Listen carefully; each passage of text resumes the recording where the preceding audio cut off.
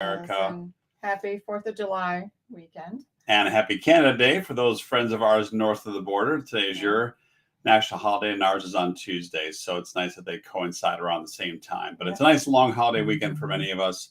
A lot of people are going to be taking Monday off. And hopefully you're able to get some runs in if the weather cooperates. Obviously, it's very all over. The heat is here. Yeah, the heat is here all over the North America right now. And so, as we say all the time, just use common sense and smart training is the key. We talk about that a lot, but you guys are mentioning it, that you're using the water, the electrolytes, you're being safe about your running. So I think you guys know what to do. Just make sure you keep doing it. So because of that time of the year, we want to eat. We're normally outside. We're doing barbecues, especially this weekend with the holidays. You're going to have different platters of food, and fruit is always deemed as a healthy food. So you're going to want to grab that. However, there's a caveat because you got to be careful where the fruit is coming from. So we're going to dig into that a little bit today. Yeah, the things that you could be doing all the things right, but if you don't have some of these things you're not aware of, you could be, that all for nothing. I mean, it's sad that you really have to pay attention to some of these details, about our food and know, where it's coming from, how it's produced. Because like I said, we do fruits, vegetables, all those things are awesome. We need those. We need a variety of those foods. It is summertime, so we're having a lot of fruits are out and about, and eating ripe fruit is one of the healthiest things we can do if you follow some guidelines. Yeah, right. So again, the reason we're saying all this stuff is if you're eating better nutritional foods, you're going to feel better, you're going to be able to run better. And that's the whole goal here is the nutrition is your foundation. So we can all keep running and stay injury resilient as best we can. And this is why we do all these each and every week. So today we're going to dig into a little bit the unveiling of the dirty secret, right? So if you're not careful, like Patty was just saying, you got to be careful. You could run yourself into some issues. So as we say each and every week, this is not medical advice. No. We research stuff on our side because this is stuff that we practice. We're sharing it with you guys so you can think for yourself. Again, think for yourself. Do your own research. Don't take our word for it. We're just telling you guys what we're doing, but we hope you to ponder you to think a little bit. Yeah. Critical thinking skills. We're all going to need them. We all need to, you know what's right. You know what's wrong. Trust yourself. Trust your gut. And we'll leave it at that. Yeah. And again, I can only change myself. I can't change it. We cannot change you guys. We want you guys to think so you can change yourself. Right. And, that's the way we want to do this because we want to keep running. So last week, real quick, we're going to recap. We talked about mental grit. Something you learn over time. You're not born with this. Anybody can learn this, right? It is a skill. It is a skill. It is a skill, exactly. And it doesn't mean always pushing through. Having the resilience and having that true resilience that we need for running and for life, requires sometimes knowing when to back up, sometimes knowing when to have the discipline to slow down, knowing to take more rest or whatever, especially in the summertime, that really, really applies. That great doesn't mean you always power through, push through, no matter what. I'll never give up, even if I have to crawl. We have those memes all over the place, but especially in the heat, it's being smart about that, doing the smart training. And part of that, the most resilient or being the most resilient you can be means, like I said, you have to be flexible with your training. You have to watch that cumulative stress that you're going to get from doing all the things you're doing and adding the heat into that. So that's a whole nother layer of stress that you're putting on your body. So yeah, exactly. So that is, again, this ties into the mental grit, which we talked about last week. Always stay positive. There's always lessons to be learned. Absolutely. When you don't meet your goals. We know this. Follow the 80-20 rule. It's so important when you really stop and think about that. Yeah. And you want to practice race conditions if you're doing that. And most important is always never give up. Never give up. Seek help if you need it. We're here as a resource. The group is here. At the end of this, we'll talk about ways you can chat with us if you want to. But again, just don't ever give up, right? Because there are solutions to a lot of issues out there. And so today we're going to dig into a little bit about, again, the dirty secret around pesticides in your fruit, right? Why are they really used, right? Well, they're used to control pests and other diseases, so they do have some good. There's a problem though because of It's the amount that they're being used, and you want it to arrive at the store looking pretty, bright colors, and all that. If you've ever grown your own food, you know that's not exactly what they look like. So to have it look that pristine, so it's sold, the most of it's sold, that process takes a lot of interventions, and they use, like I said, pesticides. Yes, you do have to mitigate against mosquitoes, ticks, all these things like weeds, nature that happens, exactly, you know, right. and stuff like that. But there are ones that have a lot more of this, and a lot deadlier ones that you need to just be aware of. The unfortunate reality is there was a test that was done recently, and more than 90% of the fruits tested positive for 2 or more pesticides. Think about that. That's all. That's not. But worse is some had over 100 pesticides. The leafy greens, especially. Yeah, there are certain ones that are just more susceptible because of the nature of the fruit or the vegetable themselves. So that is, you know, it causes a whole host of problems. Yeah, I forgot those bullet points. Let's take on that slide. We'll come back to that. The different types of pesticides. There's herbicides and the, how do we say this again now? The glyphosate, which is made by a company called Monsanto. I shouldn't say that because it's like it's a filter, right? Yeah. And they use that in production of that weed killer called Roundup. I think it's been well known and well documented on that. It is evil. If you know anything about Monsanto and what they've done all over, there's a lot of just evil going on. Yeah. So the unfortunate reality is it's used in many non-organic crops, or maybe used, and typically then it is used, and it's been linked to cancer and various endocrine. I always say that wrong. Endocrine disruptors, right? And insecticides, and there's one called, and some of these things get really complicated to say, but it's diazinon. Yeah. You have herbicides, you have insecticides.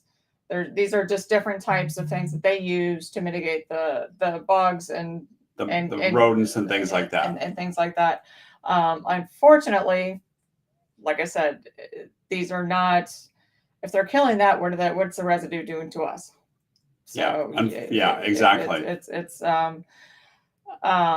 And for things to happen, even when they know that there's so many countries that have banned things that we have not banned yet, that we are still literally using in our food.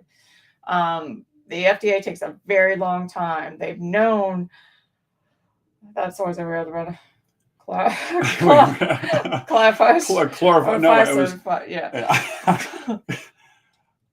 We actually looked this up too, and now I look at this, I can't think of it. It was chlorpyrifos, whatever. It's on the screen right there. Yeah, that when they knew it was bad, and it took 14 years after studies were found that this is really having detrimental effects. And they had mountains of data, and it took 14 years. So that's what you're up against, because a lot of people believe it cannot be in my store. I cannot be able to buy it if it's toxic.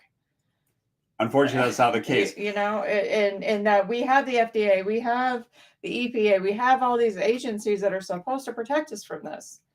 But unfortunately, we have groups that are bigger than that have more money, that keep a stranglehold on a lot of this. That's why we always say it's like you have to do your own investigating. You have to look at there are agencies. The Environmental Working Group is a good one that, I talk about consumer labs or whatever, these third-party testings. You have to be vigilant, and you have to take some of the stuff in your own hands. This information's all out there. Yep. You cannot just assume that the agencies that are there out there to protect us are doing everything they're supposed to be doing. And that ties into so many things that we're being exposed to this day, right? But this is just one example of that. So, and there's a lot of dangers. It's like we had earlier, but it's literally increased risk. Several types of cancers, which is like breast, prostate, and lung cancer. And it's not, now they know workers and an acute exposure are even worse of these. But if you think for your lifetime, most of us are 50s, 60s, and 70s, maybe when you were really small, you were growing your own food, like farmers and used to do, our parents were farmers. So you have a different thing, but we've had decades and decades and decades of exposures to these chemicals, and it's the long-term chronic exposure of things that have lead to all of these. Like I said, it's a endocrine disruptor or whatever. Endocrine system does all of our hormones or whatever. Unfortunately, it's a lot of the reproductive hormones that come into play, which fertility, hormone imbalance, all these things have such detrimental things that kind of cascade along down the line. Let alone you can develop over time allergies. The body with low levels of exposure to anything causes your body to have reactions to it. So you can have reactions, allergic reactions. It can be respiratory. It could be skin. There's things, and like I said, they've done studies of chronic low-level exposure to these and what could possibly happen. So again, allergic reactions such as skin rashes, there's respiratory issues that can come out of this. If you're getting this, again, workers are more exposed to it than we are, but still we're being exposed to this. And these are the potential side effects, right? And there's neurological disorders as well, like Parkinson's and Alzheimer's. So this is a big deal, right? So you got to be careful. This is why you have to do your own research and dig through this stuff. And now we go down rabbit holes, especially Patty here. But it's important to us, right? Yeah. And as we mentioned a minute ago, there was a study done by the EWG group, which analyzed all the stuff from the Department of Agriculture. 70% of our grown produce contain pesticides. I mean, think about that for a second. Yeah. You assume that you're getting all this healthy stuff. You're buying it. It's like, okay, it's been verified. Not really. So it's clean by the time it gets to you. Not really. Necessarily. Yeah. And sadly, conventional farmers are allowed to use up to 900 different synthetic pesticides. And organic farmers, and they've got to go through rigorous testing and they get regulated on this, only 25, because they have to use some to, again, mitigate the vermin and the insecticides, but they're limited on what they can do. Yeah, right? there are, if it says organic, they are actually, that means something. There's a lot of labels out there that don't mean anything, but certified organic, they can only use a certain sect of them, and they have to use it in a certain way. So it goes through a lot more rigorous things versus just conventional. Unfortunately, conventional is where most of the produce comes from. It's not. I mean, up to 900 different ones. I mean, that's pretty frightening. Yeah, exactly. So here are the bad ones. It's called the Dirty Dozen. You can look this up at your favorite search engine. The Environmental Working Group. You're right. Does this every year? They do it. Yeah. This list, and they add new ones. They take some off or whatever, but I think they do have some new ones. So now it's the Dirty 15. The Dirty 15. I'm just going to list the Dirty Dozen here, but strawberries are the absolute worst, which is shocking when you think about that because they're deemed so healthy. But you got to buy organic, and they are healthy. They are healthy. There's a lot of great things that come from them, but you got to be careful which ones you buy. So we always buy organic strawberries. We always buy frozen ones just because we use them in organic fruits and vegetables. Yeah, everything. So spinach, kale, peaches, pears, nectarines, apples. Yeah, they're the worst. Apples, oh my gosh. Grapes, bell and hot peppers, cherries, blueberries, green beans. Whoops. So that's your list right there. Those are the worst ones because they're sprayed with so much chemicals, right? Now we're going to show you a way of mitigating that. Yeah. So these are the ones that you really, if you eat these, we're not saying you don't eat these, you have to be, it has to be on your radar that you're going to have the most chance of getting the most exposure of pesticides. Yeah, exactly. So as long as you know that, like I said, we're going to go in a couple slides to show you how to reduce that and then how to clean those. Right. So we're just sharing this information so you can choose to think for yourself and make better decisions if you think you need to, right? Yeah. But here are the clean ones. So there's some benefits. There's some other ones out there that are actually fine. Avocados is one we talk about in many ways. It's one of the best fruits that's out there for getting nutrients. Sweet corn, pineapple, onions, papaya, sweet peas, frozen, obviously sweet peas, asparagus, melon, kiwi, cabbage, mushrooms, mangoes, sweet potatoes, watermelon, and carrots. So those are the ones that you're going to have the less risk for getting exposure to these pesticides, right? Doesn't matter. You still need to clean them, right? I think everybody does. I think we already do that. Yeah, but, I mean, avocados are the easiest because you don't have to. They have a hard shell on them, yeah. outer skin. So, but you can reduce your risk of that. And it's like I said, a 10% salt solution for 20 minutes. That's one way to do it. Yeah, you've got baking soda. Most people have salt around their house. Most people have baking soda around their house. 1 teaspoon to 2 cups of water for 15 minutes. And another one, vinegar. These are common, inexpensive household. This is what those 3 things are what your grandparents used to clean everything. Yep. Before we had Lysol, Clorox, and all that stuff. You know, these were the things that cleaned your whole entire house, from your laundry to your surfaces to your floors. But now we know that they can also clean the pesticides off of that. So they knew back then. Yeah, grandparents knew back then, and a lot of them lived longer. When you think about that, you're like, interesting correlation, right? So really, at the end of the day, it's best to buy organic if possible. We know that. So that's going to cut your. That's the easiest fastest. way. Is going to cut greatly reduce your risk of these pesticides. Now, you still, like I said, I would still do that if you can't. I mean, I know that you're like, I have to soak everything in 20, 15 minutes. What? If nothing else, water, rinsing them off for 30 seconds. We always buy organic. I still rinse everything off with water regardless. If it's lettuce, you still soak it in a bowl, fill it up with water, tablespoon of vinegar, let it soak, and then rinse it. Like I said, if you want to go to the next level of making sure that these pesticides don't get into your system, it takes just a little bit of effort. The first thing, buy an organic, that's going to cut it in half. You still want to wash organic fruits and vegetables.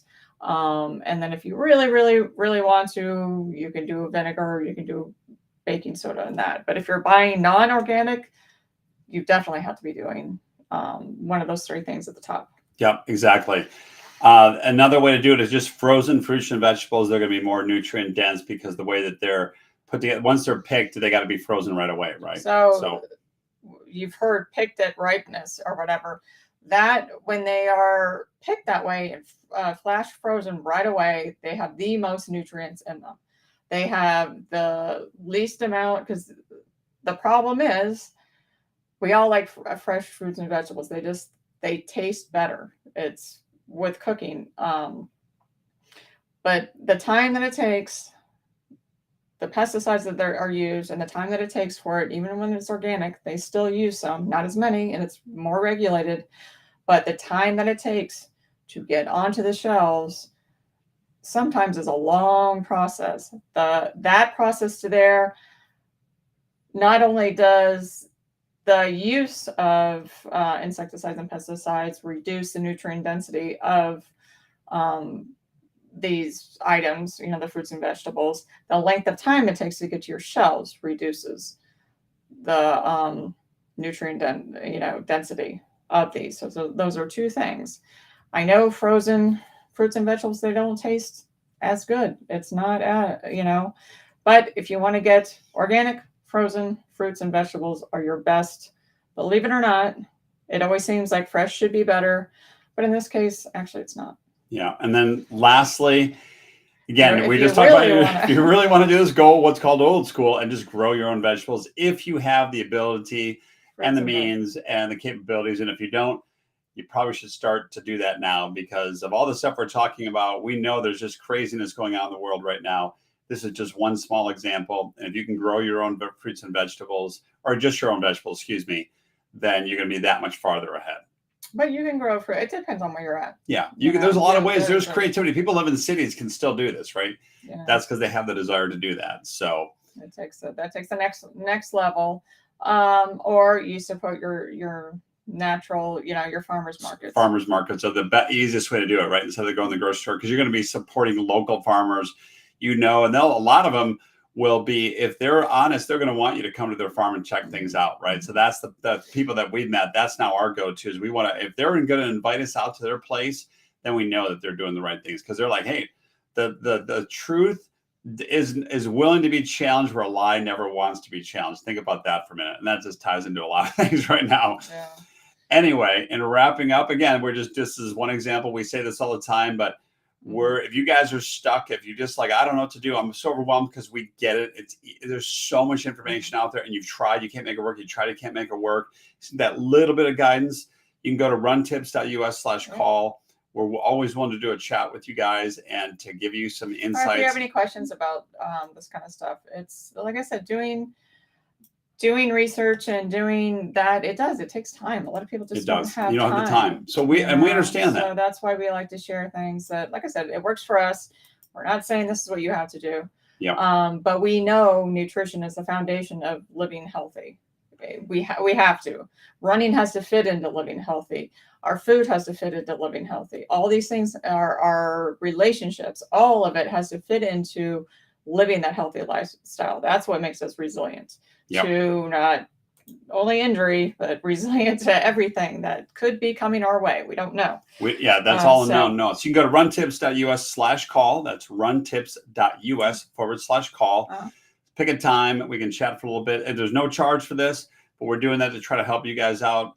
We're going to give you our perspective so you can think for yourself. But the few times we talk to people, I shouldn't say a few times, the times we've talked to people, even that call has helped them. And that is something we want for you guys. And if you want to talk further, we can, but at least it's there for you guys. And again, there's no cost for that. So it's up to you guys. So with that, look at that. Just over 20 minutes. We want you guys to enjoy your holiday weekend. You guys got a lot of fun plans, I'm sure. So happy 4th of July weekend and happy Canada Day to all of our friends up north. And we will chat again next week. All right.